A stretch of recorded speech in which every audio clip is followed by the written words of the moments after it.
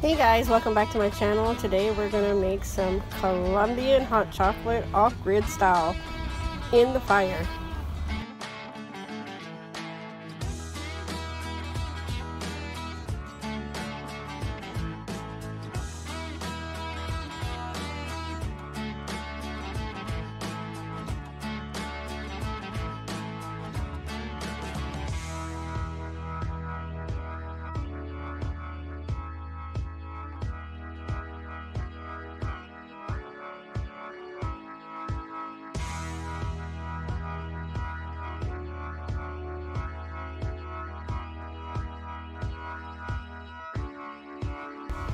Okay, and don't forget the cheese and Colombian hot chocolate.